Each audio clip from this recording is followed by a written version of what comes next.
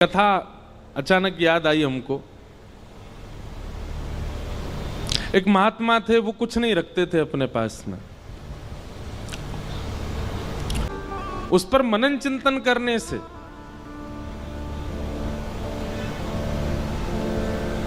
एक कथा अचानक याद आई हमको। एक महात्मा थे, वो कुछ नहीं रखते थे अपने पास में। कभी किसी से कुछ लेते भी नहीं थे। हाँ, कोई भगवत वस्तु दे दे तो उसको संभाल लेते थे। किसी भक्त ने उनको गीता जी दे दी।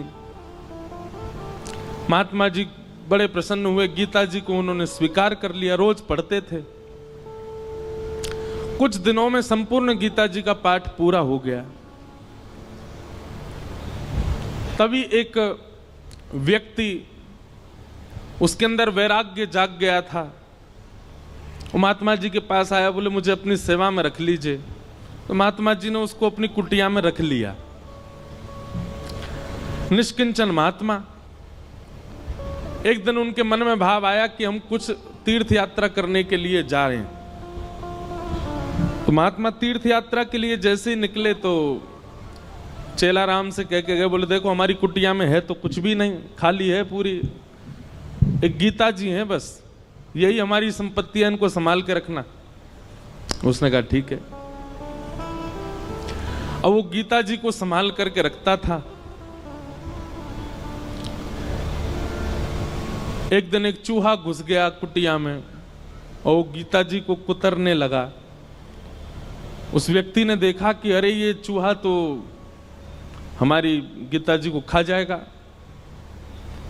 उसने मनोविचार किया क्या करें। गांव वालों से पूछा तो गांव वालों ने कहा कि बिल्ली रख लो तो फिर चूहा नहीं आएगा। तो वो कुटिया में बिल्ली ले आए कि बिल्ली के डर से चूहा नहीं आएगा। कुछ दिन तो चूहे नहीं आए, लेकिन बिल्ली बेचारी पतली दुबली होने लग गई, उसको भोजन पानी मिलता नहीं था, सूखने लग गई। व्यक्ति को बड़ी चिंता हुई। उसने गांव वालों से कहा, बोले हमारी बिल्ली तो पतली हो गई, अब क्या करें। बोले इसको दूध पिलाना पड़ेगा तब हिष्ट पुष्ट होगी। तो क्या करें उसके लिए। बोले गैया रख लो। कुछ दिन तो किसी भगत के यहां से दूध आ जाता था, लेकिन कुछ दिन बाद एक गैया और रख ली। अब गैया का दूध उसको बिल्ली को पिलाने लगे। अब महाराज गैया पतली दुबली होने लग गई। अब बोले अब क्या करें। बोले इसके लिए तो भैया फिर एक जो है इसको चारा खिलाना पड़ेगा, इसको भूसा खिलाना पड़ेगा, इसकी सानी करनी पड़ेगी, तब जाकर के सब चलेगा। मन में विचार करने लगे बड़ा दिक्कत वाला काम है, अब उसके लिए क्या करें। तो बोले एक काम करो, एक दासी रख लो, वही घर को संभाल लिया करेगी, वही गैया की सेवा कर दिया करेगी, दूध निकाल के आपको भी पिला देगी, बिल्ली को भी पिला देगी। वो ठीक है, दासी रख ली। दासी से प्रेम हो गया तो उससे ब्याह हो गया। ब्याह होने के बाद में 3-4 बालक हो गए। कुछ महीनों बाद, साल बाद महात्मा लौट करके आए। महात्मा जी ने अपनी कुटिया में जीवन में कुछ नहीं रखा, केवल गीता जी रखी थी। आज जब लौट करके आए तो क्या देखा, बच्चे खेल रहे हैं, गैया बंधी हुई है, बिल्ली और बिल्ली के बालक भी डोल रहे हैं वहां पे।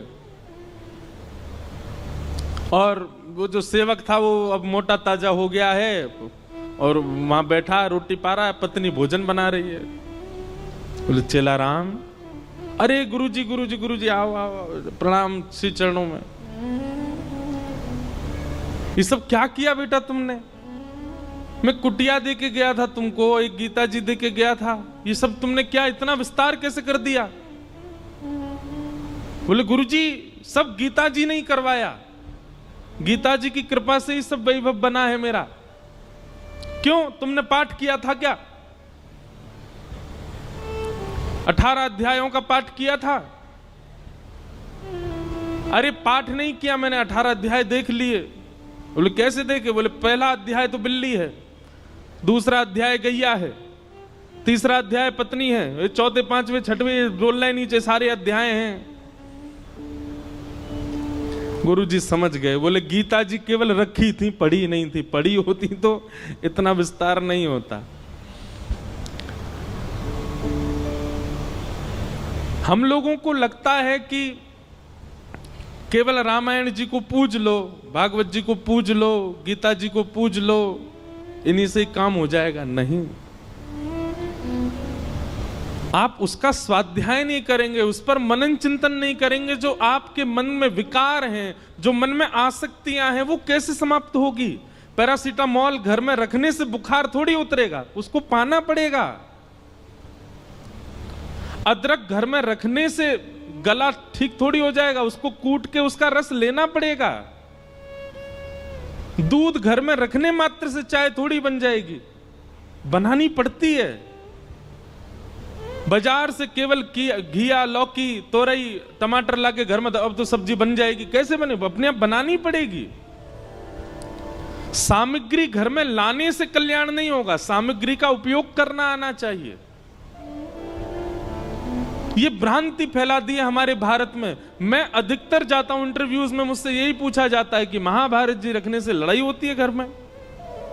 अरे किसने कह दी ये बात? और एक बात सुनिए, आप महाभारत घर में नहीं रखते तो कम लड़ाइयां हो रही हैं आपकी। महाभारत ने तो युद्ध को विश्राम किया है। हमारे शास्त्र कहते हैं यन्ने भारत तन्ने भारत। पूरी दुनिया में आप जो कुछ भी देखते हैं, चाहे वो स्वभाव हो, चाहे वो व्यवहार हो, चाहे वो दोष हो, चाहे वो गुण हो, ऐसा एक भी दोष, गुण, स्वभाव, व्यवहार, क्रिया नहीं है संसार में जो महाभारत में नहीं लिखी हो। सब लिखा है। कई ऐसे व्यवहार हैं जिनका अभी तक प्रादुर्भाव नहीं हुआ, वो हमारे बच्चे, उनके बच्चे देखेंगे। जैसे हमारे दादा परदादाओं ने आज का युग का जो व्यवहार है ये नहीं देखा था। अब कई कई नए नए व्यवहार आविष्कृत हो रहे हैं ना, जैसे जैसे कलयुग आगे बढ़ रहा है। सब लिखा है महाभारत में। और जो महाभारत में नहीं लिखा, हमारे संत जन कहते हैं वो दुनिया में आपको कहीं देखने को मिलेगा ही नहीं। सब कुछ है महाभारत में। महाभारत का छोटा सा अंश है भगवत गीता, जिसने पूरे विश्व को ज्ञान दे दिया। समझो महाभारत कैसा होगा।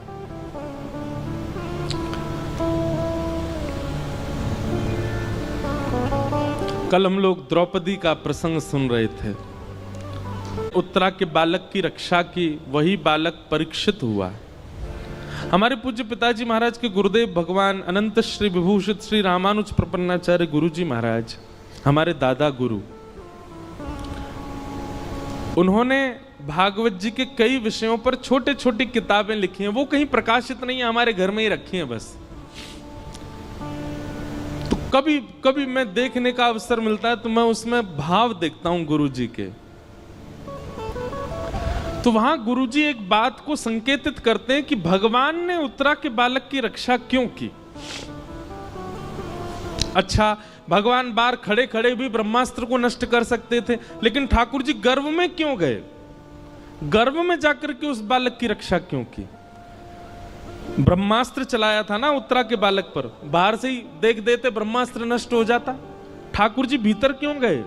और वो भी उस गर्भ में गए जिस गर्भ में न जाना पड़े, इसके लिए सारे वेद वेदांत और उपनिषद कहते हैं, सारे पुराण यही तो कहते हैं ऐसे कर्म करो कभी गर्भ में ना पड़ो। भगवान खुद चटपट घुस गए भीतर रक्षा के लिए। तब हमारे गुरुदेव भगवान कहते हैं, बोले सामान्य बालक होता तो ठाकुर जी बाहर से ही ब्रह्मास्त्र नष्ट कर देते, लेकिन ठाकुर जी ने जब उस परीक्षित के पूरे भविष्य का चिंतन किया तो मन में विचार आया, ओहो ये तो भविष्य में चल करके हमारी कथा का श्रोता बनेगा, क्यों ना ऐसे बालक को गर्भ में दर्शन दिया जाए। इसलिए ठाकुर जी गर्भ में गए। आप लोगों को बहुत आसान लगता है कथा में आना, आप लोगों को बहुत आसान लगता है कि गाड़ी में बैठ के आए, पहुंच गए कथा में, कथा सुन ली। हमको बहुत आसान लगता है कथा करना, वैसे है नहीं, हमको तो नहीं लगता आसान। कोई हमसे पूछे कितनी कठिनाइयां होती हैं कथा सुनाने में, कई बार आपने देखा होगा कि हम आंख बंद करके कथा कह देते हैं एक आध घंटा तक। क्यों? उस समय किसी श्रोता का कुभाव दिख जाता है। कुभाव मतलब या तो उबासी लेता हुआ दिख गया कोई, या फिर कोई फोन चलाता दिख गया है। तो ऐसी स्थिति में जब श्रोता दिख जाते हैं तो फिर कथा भूल जाता हूं मैं, इसलिए फिर मैं आंख बंद करके कथा कहता हूं। हम मना क्यों करते हैं कि जब हम मंच पे आए तो हमको स्पर्श मत करो? उसके पीछे कोई और बात नहीं। ऐसा नहीं कि मेरे अंदर बहुत पुण्य है इसलिए मना कर रहा हूं। मैंने अनुभव किया है कि कई बार लोगों के स्पर्श से हम जितने भावना बना करके आए मंच पे आके सब भूल जाता हूं मैं। आप तो सद्भाव से स्पर्श कर रहे हो, पर किसी का कोई भाव ही नहीं है, वो देखा देखी स्पर्श कर रहा है। इसलिए दूर से प्रणाम करो, आपको ही फायदा मिलेगा, हम कथा अच्छे से सुना पाएंगे। पर जब बहुत ज्यादा लोग स्पर्श कर देते हैं तो मैंने देखा है कि मेरे भाव जितने होते हैं शून्य हो जाते हैं। कथा करना भी बड़ा कठिन है, पर कथा सुनना भी बहुत कठिन है। कथा में बैठना, बैठ करके बहुत देर तक श्रवण करना, और केवल श्रवण नहीं, उसका निरुध्यासन करना, उसको समझ करके जीवन में उतारना, ये भगवत कृपा के बिना नहीं हो सकता।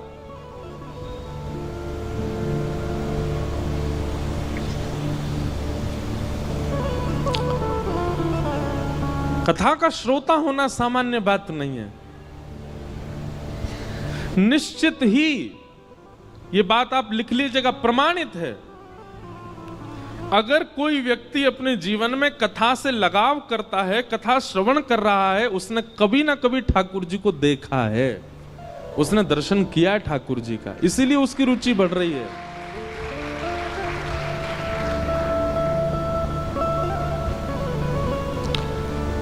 क्यों इतना आनंद आता है सुनने में? क्यों इतना सुख मिलता है आपको?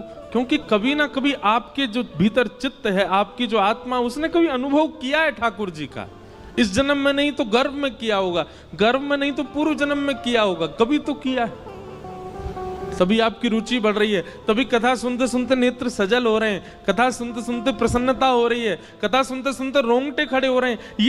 ये सब विचार, ये सब प्रभाव हमारे ऊपर क्यों हो रहे हैं? क्योंकि कभी ना कभी तो ठाकुर जी का दर्शन हुआ है हमें।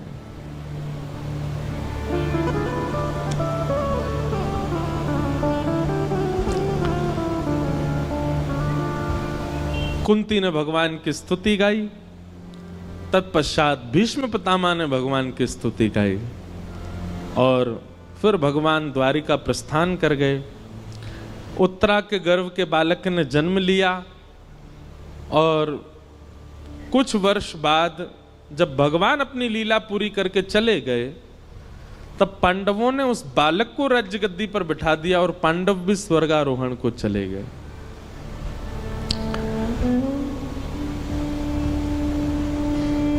परीक्षित धीरे धीरे बड़े हुए, उनका विवाह हुआ, जन्मेजय आदि पुत्र हुए।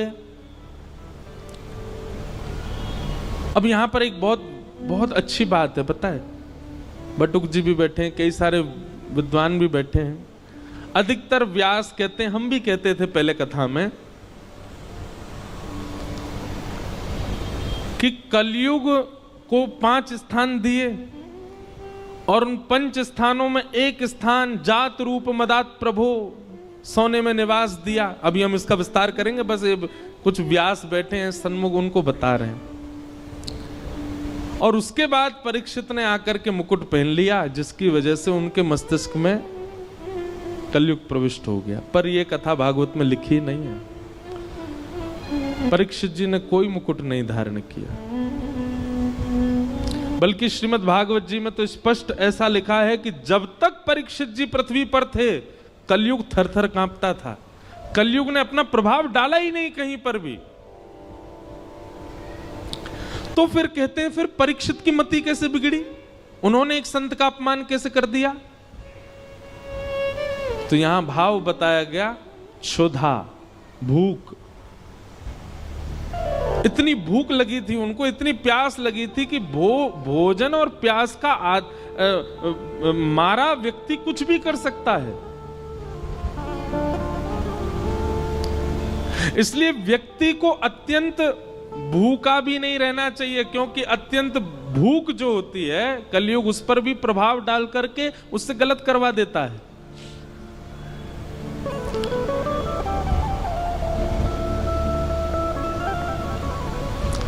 दो लोगों को भगवान नहीं मिलते। कौन दो लोग? बहुत खाने वाला और बहुत सोने वाला। पहला, जो बहुत खाता होगा और बहुत ज्यादा ही सोता होगा, समय से ज्यादा सोता है। अच्छा देखो, एक हमारे जैसे सोने वाले हैं। हमारे जैसे सोने वाले मतलब जिनकी 4-4, 5-5, 6-6 महीना की नींद बकाया है। कभी कभी नींद आती है तो खूब देर तक सो लेते हैं, पर कभी कभी सो पाते हैं हम। लेकिन एक व्यक्ति करता धरता कुछ नहीं, पूरे दिन पड़ा रहता है बस, फिर भी उसको इतनी नींद आती है कि रात में सोता है, सवेरे उठता है 10-11 बजे। परिश्रम नहीं करता, कहीं बाहर जाने का उसका काम नहीं, घर में पड़ा रहेगा पूरे दिन, और फिर भी उसको इतनी नींद आती है कि 7-8 घंटे सोता है। ऐसे व्यक्ति को ठाकुर जी नहीं मिलते। जो पारिश्रमिक नहीं है, परिश्रमी नहीं है, और फिर भी सोता है। और दूसरा, बहुत खाने वाला। इसमें भी यही बात आएगी, जो बहुत परिश्रम नहीं करता है लेकिन खाता बहुत है, बहुत खाता है, अधिक मात्रा, भूख से अधिक खाता है। ऐसे व्यक्ति को ठाकुर जी नहीं मिलेंगे। पहला व्यक्ति बहुत सोने वाला, बहुत खाने वाला। और दूसरा व्यक्ति बहुत कम सोने वाला और बहुत ही कम खाने वाला, उसको भी ठाकुर जी नहीं मिलते। क्यों? इसके प्रति ठाकुर जी विचार, पहले वाले के प्रति तो विचार करते हैं, ये मेरी थाली खा जाएगो और ये सोता ही रहेगो, मोते कब खेलेगो, मेरे संग कब रहेगो, इसलिए ठाकुर जी उसको नहीं मिलते। और दूसरे वाले के प्रति ठाकुर जी विचार करते हैं, जे खुद ना खावे मुंह का खवावेगो, ये खुद ही भूखो रहे मुंह का खवावेगो। और दूसरी बात ठाकुर जी सोचते हैं, खुद सोवे ना है मुंह भी ना सुन देगो, पूरे दिन जगो रहे तो मुंह परेशान करेगो। हमारे ब्रज के संत कहते हैं, बहुत कम खाना और बहुत कम सोना, बहुत ज्यादा खाना और बहुत ज्यादा सोना, दोनों ही भगवत मिलन में बाधा हैं। मध्यस्थ रहो, मध्यम रहो। अब आप कहोगे ये मध्यस्थ कैसे पता चले, मध्यम कैसे पता चले? निद्रा कैसी हो? इतनी निद्रा हो जाए कि पूरे दिन फिर भले ही लेटने को भी ना मिले तो भी काम चल जाए। इतनी निद्रा लेने वाला व्यक्ति और पूरे दिन फिर परिश्रम कर सके, ठाकुर जी से मिलने के लिए परिपक्व है। और इतना भोजन करे कि उससे आलस्य ना आवे, ऐसा व्यक्ति भी ठाकुर जी से मिलने के लिए परिपक्व है। अपच ना हो, इतना भोजन करे बस, ऐसा व्यक्ति भी ठाकुर। और भैया कछु तो खुद भी अपने आप भी समझ जाए करो, जीवन में कितना सोना चाहिए, कितना खाना चाहिए, इसका थोड़ी व्यवस्था बनाओ और उस अनुसार ठाकुर जी के मिलन के लिए चलो। तो परीक्षित जी महाराज एक दिन विचरण कर रहे थे और विचरण करते हुए उनको कलयुग मिला, जो कि वृषभ यानी कि धर्म के 3 पैर काट चुका था, चौथा पैर काट रहा था। धर्म के 4 चरण हैं, सत्य, दान, दया और पवित्रता। कलयुग में केवल 1 पैर बचा है धर्म का, वो है सत्य। दान, दया और पवित्रता तो खत्म हो चुके हैं। कलयुग में दान नहीं करता व्यक्ति, दिखावा करता है। कलयुग में दया नहीं करता व्यक्ति, एहसान करता है। कलयुग में पवित्र नहीं रहता व्यक्ति, केवल पवित्रता का आडंबर करता है। थोड़ा बहुत यदि बचा है तो सत्य बचा है। सत्य भी बोलता नहीं है, सुनने के लिए सत्य चाहिए। दूसरे से भले ही झूठ बोले पर अपने लिए उसको सत्य चाहिए, इतना सत्य बचा है बस। और कलयुग उस चौथे पैर को भी काट रहा है, सत्य को। तभी परीक्षित जी महाराज पहुंच गए, कलयुग को पकड़ लिया, जान से मारने लगे, चरणों में गिर गया, महाराज मुझे स्थान दे दीजिए। तब 4 स्थान प्रदान किए, द्यूतम, पानम, स्त्रिय, सूना, ये 4 स्थान पहले प्रदान किए। जुआ, मदिरा पान, भक्ष भक्ष सेवन, पर स्त्री पर पुरुष गमन और हिंसा, लड़ाई झगड़ा, कलेश, इसमें कलयुग का निवास। कलयुग ने पुनश्च याचना की, बोले कि महाराज मेरा परिवार बड़ा है, एक स्थान और दे दो। तो उसको जात रूप मदात प्रभो, अनीति से कमाया गया धन, 5वां स्थान प्रदान किया। इन 5 स्थानों पर बहुत सावधान रहा कीजिए। कभी भी जुआ में नहीं खेलना है। जुआ का मतलब क्या होता है? धन को दांव पर नहीं लगाना है। यह शर्त लगाना भी एक प्रकार का जुआ है, नहीं लगाया कीजिए।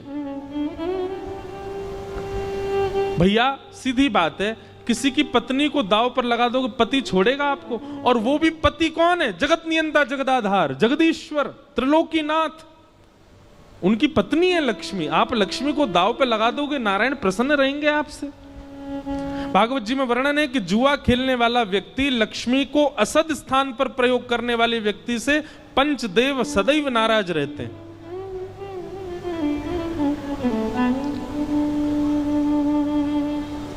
कई बार हमने देखा कि जुआ खेलने वाले व्यक्ति प्रारंभिक स्थिति में बहुत धन कमा लेते हैं, बहुत ऐश्वर्य भोग लेते हैं, सब सुख संपत्ति होती है। एक बात याद रखिएगा बंधुओं, बहुत ध्यानपूर्वक सुनो। असद क्रिया करने वाला व्यक्ति, बहुत ध्यान से सुनिएगा, असद क्रिया करने वाला व्यक्ति दूषित क्रिया करने वाले व्यक्ति के लिए एक निधान बनाते हैं भगवान। क्या? जैसे भगवान दिखते हैं कि गलत कर रहा है, तो उसके इस जन्म के एवं उसके आगामी जितने जन्म हैं एवं पूर्व के जन्मों के जितने भी पुण्य हैं, जितने भी सुख हैं, जितनी भी समृद्धियां हैं, सब एक साथ ठाकुर जी उसको देख करके भुगवाते हैं। जल्दी इसका कोटा खत्म करो, जल्दी जल्दी इसको खवाओ। समझ में आई बात? थोड़ा और समझो। मान लीजिए कोई व्यक्ति है और वो गलत काम करता है, पाप करता है, वो सब क्रिया करता है जो वेद विरुद्ध है। ठाकुर जी एकाध बार तो प्रयास करते हैं कि सुधर जाए, लेकिन वो एकाध बार में भी जब नहीं सुधरता है तो ठाकुर जी कहते हैं ठीक है, तो अब इसका स्वभाव बन ही चुका है, इसको पाप करना ही है, इसको गलत करना ही है, तो फिर इसके जन्म में, इसके जीवन में जितने भी सुख समृद्धियां आने वाली हैं, एक संग सब इसके जीवन में दे दो। उसके पास धन भी आ जाएगा, उसके पास संपत्ति भी आ जाएगी, वो जो चाहेगा उसको मिलने लग जाएगा। लेकिन वो यह नहीं समझ पाता है कि मेरा खाता खत्म किया जा रहा है जल्दी जल्दी। एक साथ सब भुगवा करके फिर ठाकुर जी उसको ऐसा गिरते हैं, ऐसा गिरते हैं, जैसे उसका शून्य हो जाता है खाता, फिर वो जीवन में उठ नहीं पाता। इस जीवन में नहीं, कितने जन्मों तक नहीं उठ पाता। और भक्ति करने वाले के साथ उल्टा होता है। जैसे ठाकुर जी देखते हैं तिलक लगाने लग गया, कंठी पहनता है, माला जप करता है, नित्य हरिनाम संकीर्तन करता है, कथा श्रवण करता है, तो ठाकुर जी कहते हैं इसके जीवन में जितने दुख आने वाले हैं, इसके अनेक जन्मों में जितने दुख आने वाले, सब भुगवा के इसके सारे खाते खत्म करो दुख के। और एक साथ ठाकुर जी भुगवा भुगवा करके सब नष्ट कर देते हैं, शून्य कर देते हैं। और जैसे ही उसका खाता शून्य होता है, ठाकुर जी आकर के उसको हृदय से लगा लेते हैं। कभी कभी बंधुओं एक बात कहें हम, कभी कभी आप जो चाहते हो वो होने लग जाता है, सब कुछ बहुत अच्छा अच्छा चल रहा है, और इसके बदले में आप ये भी जानते हो कि आप पाप करते हो, आप वो सब क्रिया करते हो जो वेद विरुद्ध है, जो शास्त्र विरुद्ध है, और फिर भी आपके साथ सब कुछ अच्छा अच्छा होता है, तो संकेत समझ लेना खाता खत्म किया जा रहा है अच्छाई का। और जिस दिन कंठी माला पहनो, तिलक धारण करो, गुरु मंत्र ले लो, नाम जप करना प्रारंभ कर दो, तैयार हो जाना। अब ठाकुर जी हमारे बुराई के, हमारे जीवन के आने वाले दुखों के, कष्टों के, आर्तों के जितने भी विपत्तियां हैं सब अब भेजेंगे। हमको उसको निवृत्त करना, उससे नष्ट करना, उससे निकलना है, घबराना नहीं है।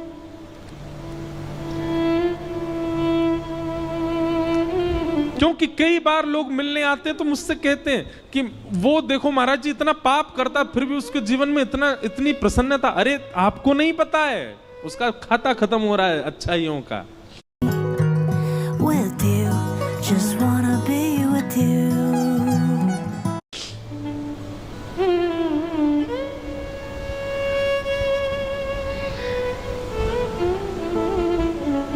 इसलिए कभी कभी जीवन में रुकावटें आना, कभी कभी जीवन में एंजाइटी आना, डिप्रेशन आना, चिंताएं बढ़ना, थोड़ी थोड़ी परेशानियां आना,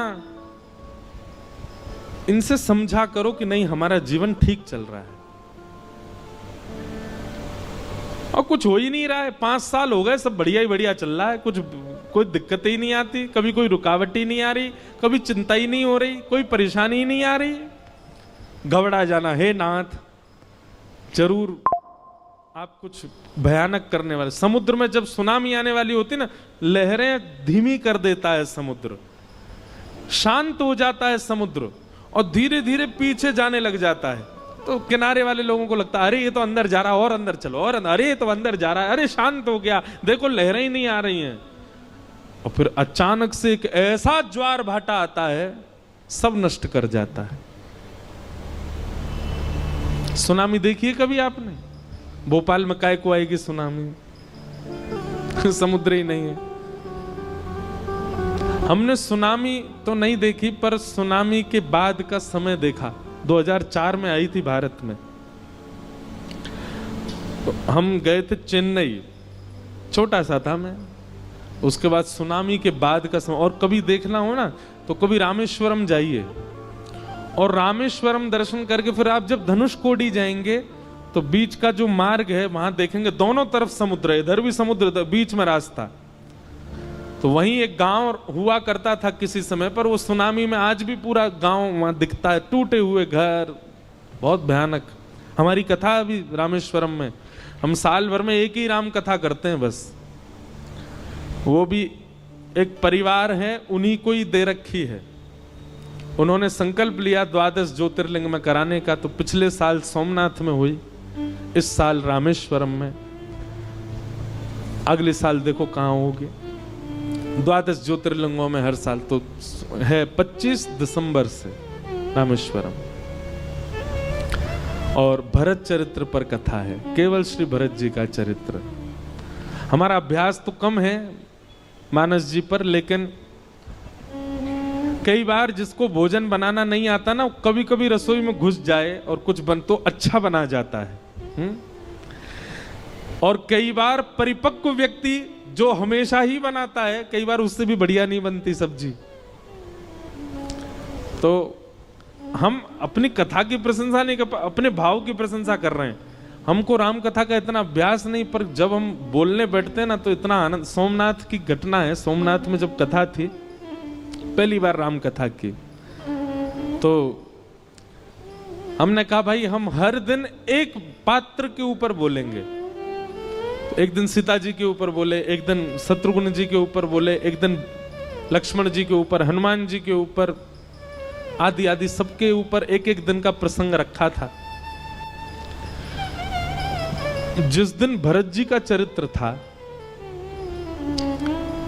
तो मैं कक्ष में पढ़ता था पूरे दिन, मैं मिलता नहीं था वहां किसी से, पढ़ता था और कथा करता था। तो जब भरत चरित्र हम पढ़ रहे थे, आज भी स्मृति में आता है वो सब भाव। अपने बिस्तर की रजाई में घुस के रोया, मैं इतना रोया कि मैं बस ये बोलूं संग वालों से, आज कथा मैं नहीं कर पाऊंगा। मैंने कि जो चरित्र पढ़ने में इतना भाव दे रहा है उसको हम कैसे सुनाएंगे। पर वास्तव में मानस जी, रामचरित्र मानस सामान्य नहीं है, अद्भुत है। और उसको कोई भावजन्य व्यक्ति सुने और भावजन्य व्यक्ति सुनाए तो ही मानस जी को न्याय मिल पाएगा, नहीं तो नहीं।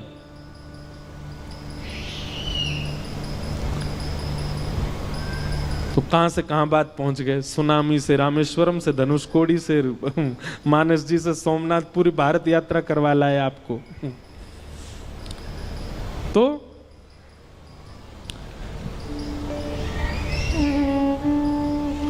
5 स्थान, द्यूतम, पानम, स्त्रिय, सोना और अनीति से कमाया गया धन। इन 5 स्थानों पर बहुत सावधान रहा कीजिए। धन को कभी भी गलत प्रयोग में मत लगाइए। धन का गलत प्रयोग क्या है?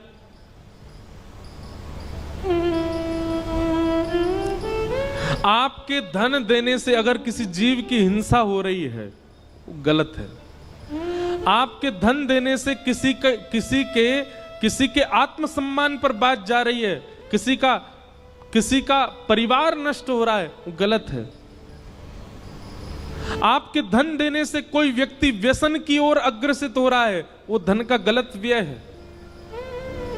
आपके धन देने से गलत व्यक्ति अपने सही मार्ग को छोड़ करके गलत मार्ग पर जा रहा है, वो धन का व्यय गलत है। कुपात्र दानाच भवे दरिद्रम दरिद्र भावेन करोति पापम पाप प्रभावा नरकम प्रयाते पुनर्दरिद्री पुनरेव पापी।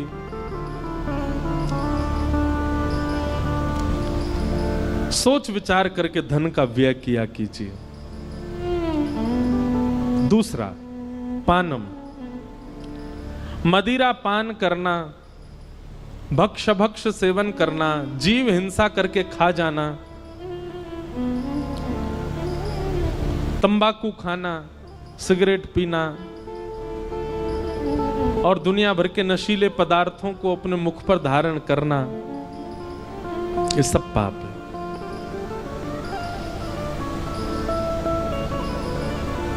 आप तांबूल सेवन कर सकते हैं। तांबूल मतलब सुपारी प्रसाद की ले सकते हो, पान खा सकते हो, मीठा आप ठाकुर जी को निवेदित करके जल आदि का सेवन कर सकते हो, शिकंजी पी सकते हो, आदि आदि। अब हम सीधा संकेत आपको पता ही है हम कहां कर रहे हैं, वो नहीं करना चाहिए। कई जगहों पे तो भगवान का प्रसाद बता करके भी कह दिया जाता है कि इसको ले लीजिए, ठाकुर जी का प्रसाद है। नहीं, प्रसाद के रूप में भी स्वीकार नहीं करना। कोई देवी देवता नहीं पाते। ये मानव अपने जीव के स्वाद के लिए कुछ भी करता है। बताओ, महादेव को यूं बता देते हैं महादेव ऐसा। अरे महादेव को अगर विजया का भोग लगता है तो महादेव और भी तो बहुत कुछ भोग लगाते हैं, वो भी लगाओ। महादेव तो विष का भी भोग लगाते हैं। महादेव तो नीलकंठ भी है, महादेव तो गले में सर्प पहन के भी रहते हैं, महादेव तो हिमालय -30 डिग्री सेल्सियस में बागंबर पहन के रहते हैं। वो सब करके दिखाओ ना जो महादेव और भी करते हैं। देवताओं की तुलना में फिर वो सब क्रिया नहीं करनी चाहिए जिससे आपके जीव के स्वाद या आपकी मनवांछित इच्छा पूरी हो रही हो। पाप लगेगा। सही बता रहे हैं, जो महादेव का नाम लेकर के जीवन भर नशा करता है, उसकी मृत्यु के बाद शमशान से ही त्रिशूल लेके भागते होंगे महादेव उसके पीछे। बोलो तुझे बताऊं मैं पहले, मेरे नाम पर जाने क्या क्या करके आया। ये क्यों नहीं सुना तूने कि महादेव 24 घंटा राम नाम ध्वनि के चिंतन में रहते हैं? वो क्यों नहीं किया? महादेव पार्वती जी को बैठा बैठा करके कथा सुनाते हैं, अमर कथा सुनाते, ये क्यों नहीं किया तेने? महादेव ने अपनी जटा से पूरे विश्व को पवित्र करने वाली गंगा जी को प्रकट करके, आई तो वो ब्रह्मलोक से हैं, आई तो वो विष्णु लोक से हैं, पर महादेव के जटा से ही तो पृथ्वी पर आई हैं। महादेव जैसे उच्च कोटि के बन तो जाओ।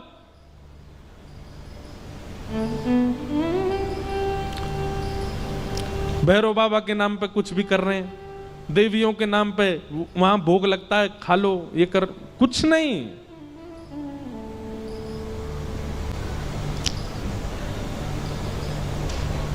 व्यसन प्राधान्य जो देवों को पूजते हैं ना, और देवताओं की पूजा के बाद फिर व्यसन को अपने उपभोग में लेते हैं। ठीक है, कहीं पर विधान है कि देव को अर्पित करना है, किसी के गणों को अर्पित करना है, लेकिन उसके प्रति आपकी भावना फिर क्या, वो प्रसाद रूप में हम भी ले लें,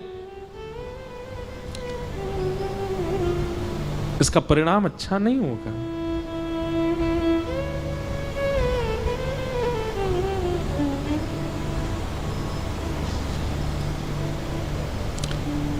एक बार मैं कहीं कथा में बोल रहा था कि किसी व्यक्ति के ऊपर देवी देवता नहीं आ सकते,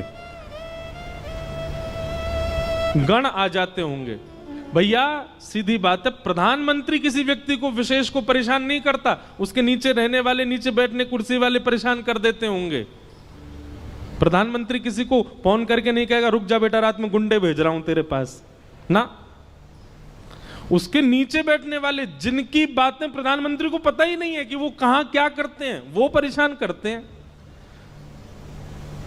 भैया आदिदेव जितने भी हैं ये सब तो कृष्ण चिंतन में इतने व्यस्त रहते हैं, इन पे समय आपको परेशान करने का।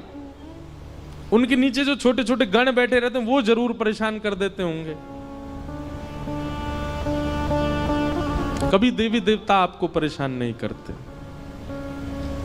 आपके ऊपर नहीं आते, आप पर हावी नहीं होते। उनके गण जरूर कोई लीला कर देते होंगे, वो बात अलग है। पर हमको 9 साल हो गए कथा करते करते, हमारे सिर पे क्यों नहीं आ रहे देवता? विवाह के पश्चात एक पतिव्रत धारण करो, और उसमें करना कुछ ज्यादा नहीं है, केवल एक ही काम करना है। क्या? जिससे आपके 7 फेरे हुए हैं, जिससे आपका पाणी ग्रहण हुआ है, अब वो सर्वशिव संसार का सबसे बड़ा व्रत यही है।